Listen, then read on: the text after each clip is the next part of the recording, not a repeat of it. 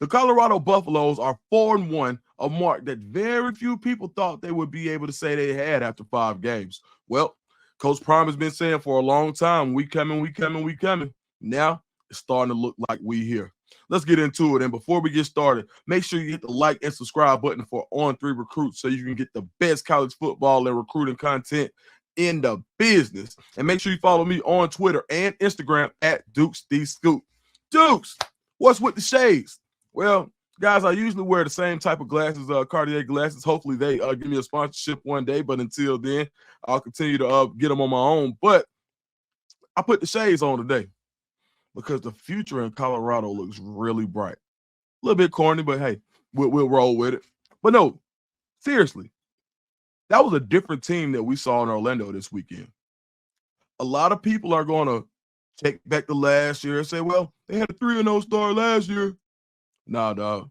They didn't have some of these players. We're talking about a roster transformation and depth that we haven't seen before.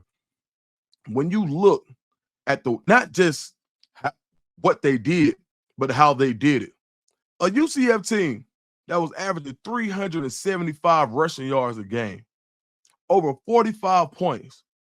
You hold them to 177 yards rushing and 21 points and smack them by 27. That's not the same Colorado. And the way they did it, first of all, that rushing attack, KJ Jefferson, RJ Harvey, so what they do up front and how they're able to pass. You got to get you have a guy in Kobe Hudson who led Auburn in receiving a couple of years ago and has been balling since he's been at UCF. Their offense ain't nothing to play with. But Colorado's defense has shifted. And I think one of the biggest reasons has been Nakai Hill-Green. And if you haven't, make sure you go check out that interview we did a couple of weeks ago where he talked about his decision going to Colorado. But Nakai is a guy who's played a lot of good football with a lot of good players. Coming out of high school, where his senior year, his linebacker core was him and Damon Dumas Pop Johnson, who's now playing at Kentucky, who played two or three really good years at UGA. And then he goes to University of Michigan, and a lot of that team that just won the national championships were his former teammates that he has really good relationships with. But he wanted to play a little more. He goes to Charlotte, balls out. So I get a call before the season, and they say, hey, and it's from a mutual friend. He says, hey, I got this linebacker that's going to the transfer portal out of Charlotte. We got these teams. What do you know about them? And I said, okay, well, give me the teams. Arkansas, Miami, Texas A&M. And at the beginning, Colorado wasn't even one of the teams. And I told him what I knew and the coaches that I knew at all of those schools, and I thought that they were all valuable options for him. Then they called and asked about Colorado, and I said, I don't know as much about those. I don't know a whole lot about their staff. And then a couple of weeks later, it goes, hey, man, excuse me, a couple of days, because the transfer portal goes fast. And that mutual friend said, I think Colorado has a real shot. I said, wow. I said, what is it? He said, man, it's the culture. He said, Nakai loves to work. He wants to go to work, and I think they're going to let him work. He commits. I said, wow, okay. So I wasn't expecting that because you're not. I mean, Miami, Texas A&M, Arkansas.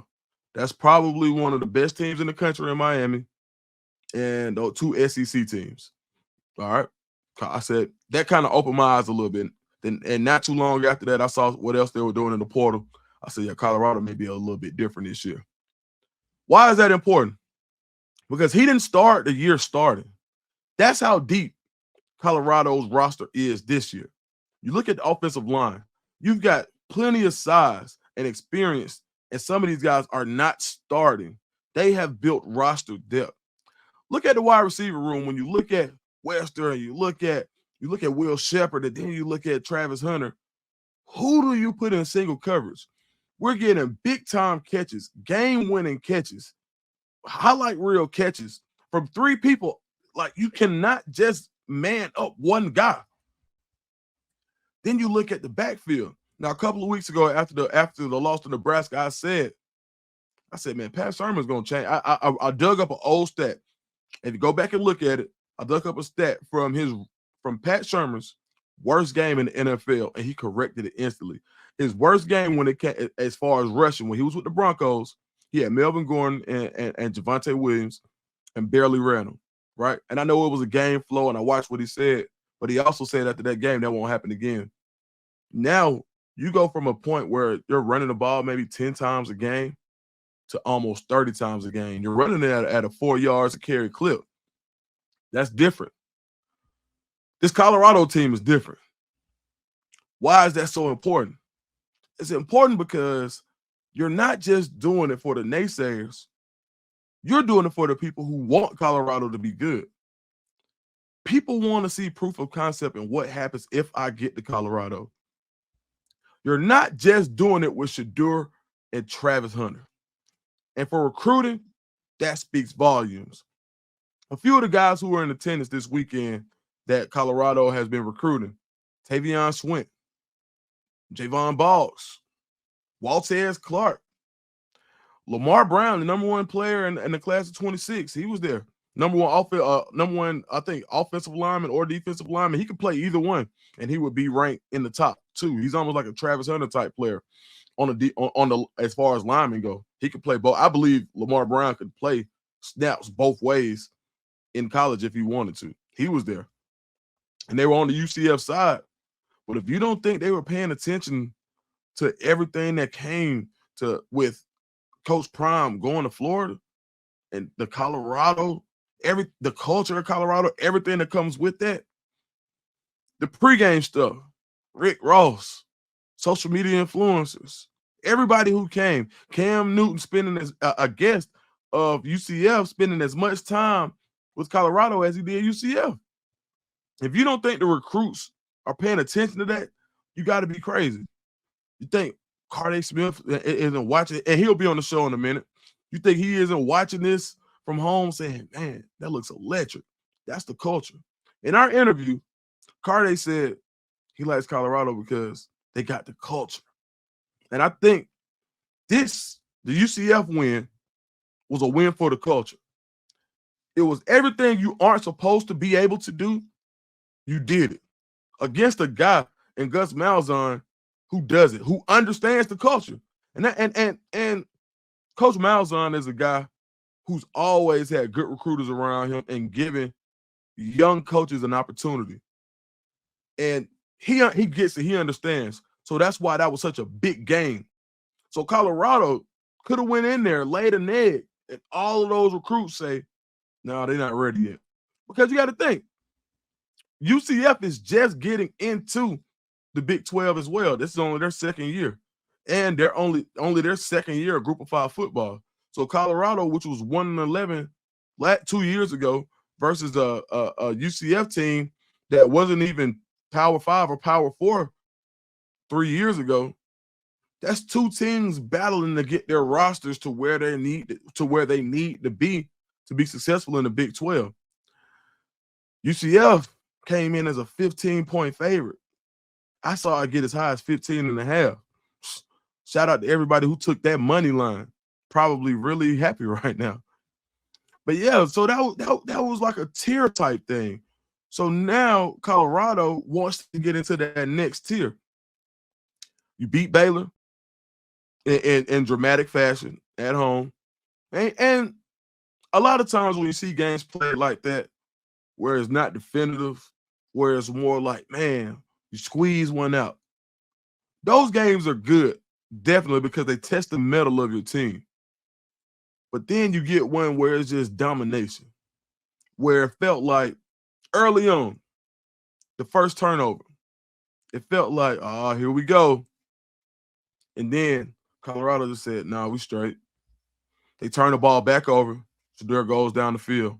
Then UCF scores really quickly. Boom, scores quick. Colorado says, nah. What Rick Ross say? Maybach music. That's how the roll went. That's how the rest of the game went. A smooth game. Saw a lot of big hits. And I just want to give a shout out to Colorado's defense. Livingston, my man. They are hitting. And I can't say enough about the defensive line. And Sam Okunlola, he got his first sack. Hayes was out. You still got guys who are coming to play. One guy, now you got two guys that are really important on that team. Shedeur, and Travis. But outside of that, last year if Colorado lost one of their impact players on the offensive line, it hurt you so bad that you weren't able to recover. They lose one of their best players on defense, you can feel it. Now they have guy after guy after guy. They have a Big 12 roster. They haven't got any votes. I think they got one vote on the AP poll. Man, if you don't think Coach Prime is going to show that and say, hey, look, they still don't believe. They still don't believe. They have that back to the wall, us against the world mentality. And I think that, man, we're going to see Colorado, like nobody in the Big 12, I think at this point, scares you so much where you think Colorado can't take the field with them. Last year in the Big 12, in the Pac-12, there were a couple teams that you just waited on and you felt like Colorado ain't ready for Oregon. They weren't there. USC, nah, they're not ready for that. Well, there's nobody in the Big 12 that makes you feel like Colorado isn't ready from a roster perspective. And I think you'll show that. I think we'll see that because now these guys are playing with confidence. So where's the respect? If I'm Colorado, I want respect to stay far away from me. Now, even though the AP poll says, that only one guy voted them at 25 after going 4-1 and after a very dominant performance, that's rat poison. If I'm Coach Prime, I'm keeping that same mentality of they don't believe in us, they don't think we're good, or even if they do think that we're good, they don't want us to win. And that's more important than anything. They don't want to see us win. They don't want to see us ball. So take that respect that we've earned and keep it over there. Keep that same energy. So if you're a Colorado fan, like I said, the glasses are on because I feel like the future is bright. And kudos to the Colorado staff for putting on a heck of a performance in front of the entire nation last weekend. On today's 5-Star Flex, I have a familiar guest, currently a 4-star offensive tackle who's one of the hottest prospects in the country, Mr. Carday Smith. He is committed to USC. What's going on, Carday? What's good? All right, so for the people that don't know, you were committed to Auburn, and then you reopened your recruitment. What schools, before you committed to USC, what schools were contacting you the most? Really Colorado, Florida State, Mississippi State, and Indiana. Yeah. Nebraska. Yeah. All programs, especially the Big Ten programs, that kind of made like some positive moves. Yeah. So what made you choose Southern Cal? It was really just the best decision for me and my family. Right. When you went out to LA, what was your visit like? Oh man, it was amazing. Got up there, I was with the O lineman. Yep. Then I sat down to meet him with Coach Riley. Felt like a real cool dude. Hung out with all the coaches, the players. Went to Coach Riley's house for a little cookout. And it just felt like home. What did Coach Riley say to you to just seal the deal when he was like, "We need you, we want you," or what was it that he said that made you be like, "All right, this is where I want to go"? He said, "You want to tell what he really said?" Yeah, absolutely. He said, "Hey man, this home. You don't want to be nowhere else." Yeah, I mean, and I feel like I feel like you proved that too, because you don't strike me as a guy who does it. You just gonna go along to get along. You willing to march to the beat of your own drum. So for a lot of people, they like, dang, why is he going way out to LA coming from Mobile? But it's guys in Atlanta that go out there all the time, and they like, it's a couple of guys right now, like Cam Fountain. He's not far from where I live. Like Cam's super cool. What's up, Nip? Just in case you see this. Yeah, I'm real cool with Cam. His mom and my mom, they pretty tight. Yeah, man, great people, man. So a lot of people thought Cam was gonna flip and stay here, but stay in the South. A lot of people thought he was going to Tennessee, but he stayed true and he's enjoying this time. Every time I see him on Instagram, he's talking about how much he loves it out there. So shout out to the coaches out that way. All right, you're making a lot of noise right now, and it's because you talking to another program, and that's the Colorado Buffaloes. What was it that made you want to take your last unofficial visit a couple of weeks ago? Really just, the coaches staying in contact with me even after I committed to another school. staying in contact with my mom. You know, my mom played a big role in the commitment. You know, For she's straight, sure. I'm straight. Right. My backbone. So really, you know, if she feel like that's a place I can be too, you know, we gonna go with it. See what it's talking about. What was it like when you visited there? Oh, it was like a movie. Especially when it went to overtime, it was like a movie, man. Man, what was the conversation like with you and Coach Prime? Really telling me, you know, how much they really want me, how they had another freshman last year, Jordan Seaton. You know, he came on there, he started as a freshman, saying they trying to get you. They ain't just getting you to be on the spot, on the roster. Right. Did you get a chance to talk to Jordan? Well, definitely. I actually hung out with him after the game a little bit. All right. So what was it like for him to tell you how that transition was going from a high school senior to playing in big time games in the matter of a year? He told me, you know, just keep your head down and grind. You know, don't get the big head. Stay confident. Stay true to yourself, and you know you're gonna succeed. As far as so, a lot of people when they think about Colorado, there's a lot of negative media around Colorado. What made you want to stay down with Colorado, even though you see sometimes people saying, "Ah, they do this and they do that." We ain't got to get into the rumors, but what made you want to fight through that and say, you know what, I still want to visit? Really, you know, the connections they got, the coaching staff they got. I think they got like three NFL players, the three Hall of Famers at that with Warren Sapp, Coach Field. Go Yeah, ahead. they really for the culture.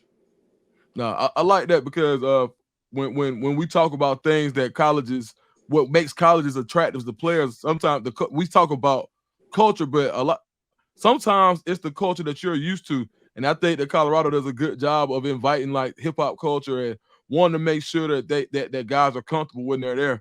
Right. But you got a tough decision to make because when I went to LA, Southern Cal does a really good job with the culture too. Oh yeah, So most definitely. when are you planning? Are you planning on taking another official visit to Colorado? Yes, I'm actually supposed to be going up there October 25th. All right, so you go to Colorado October 25th. Are you planning on going back out to LA to go to a USC game? Supposed to be going to LA, I think it's November 15th or 25th. Is one of the game they play in Notre Dame. Okay, so you got two visits. You got USC Notre Dame, and you got Colorado. Is that Kansas State? Yeah, Kansas State. So you got Colorado, Kansas State. You got USC Notre Dame. We'll start off with Colorado. What are you looking for in that visit on your OV that may push you either way? Really, you know, just sitting down, finally have my OV talking, answering all the questions, or asking all the questions that I didn't get to ask on my unofficial. Right. And what are you looking for with your visit to back to LA for the USC Notre Dame game? Really just seeing, you know, seeing do we still stand where we was when I came up there for my OV in the summer, and really that's about it. All right, so you're taking that visit in November. Going to OV Colorado in October. It seems like you're gonna you we know where you're going right now. You're committed to USC, and it seems like is this like something that you're gonna think about all the way in a signing day, or is that USC visit like the date that you just want to make sure that that's the date, like in November, where you kind of solidify where you're going? I think gonna go on to signing day. Okay, I can see that. Carday, what are you most looking forward to in your freshman year, regardless of where it is? What are you looking forward to the most next year when you get to college? Really just freshman All American. And it's Yeah, not even that, just being successful. I love it. Where can everybody find you on social media? You can find me on Instagram at look_Smitty55. And you can find Mhm. me on X/Twitter at Carday_Smith5. All right, man. Carday, it's been a pleasure, and I'll see you soon, nephew. All right, no problem. All right, man.